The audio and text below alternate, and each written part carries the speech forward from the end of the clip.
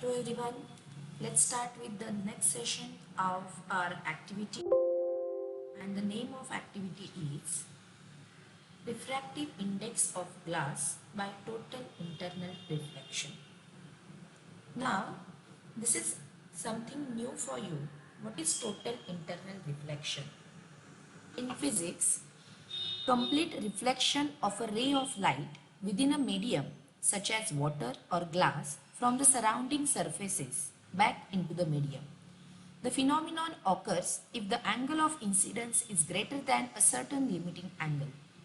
In general, total internal reflection takes place at the boundary between two transparent media when a ray of light in a medium of higher index of refraction approaches the other medium at an angle of incidence greater than the critical angle. When we consider these all concepts at that time, the new concept occur over here. What is critical angle? The angle of incidence beyond which rays of light passing through a denser medium to the surface of a less dense medium are no longer refracted but totally reflected in a same medium. That is called as critical angle. In optics, the greatest angle at which a ray of light traveling in one transparent medium can strike the boundary between that medium and a second of low refractive index without being totally reflected within the first medium. This is called as critical angle.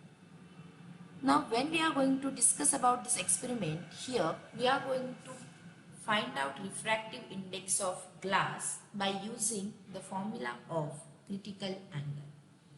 The aim of this activity is to determine refractive index of glass by total internal reflection.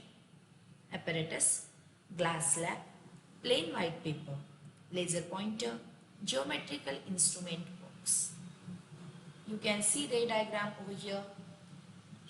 This PQRS is outline of glass slab. A, B, C, D, E, it is the trajectory path of light. Total internally reflected at point C. I is angle of incidence. We consider it as the angle between normal and incident ray. And R is the angle of refraction. We consider it as the angle between normal and reflected ray. Let's move towards the process. We have to do it in two parts. First one, we have to find out refracted ray, and then we are going to find out reflected one. Place the glass slab on white paper, fix the wooden board. Next one, we have to hold the laser point very close along the bead side of it. Next one, initially we have to place laser beam perpendicular to the glass surface, and it should be half the width of the glass slab. We have to observe the refracted beam. Let's vary the angle of incidence by changing the angle made by laser pointer with respect to the surface of glass slab.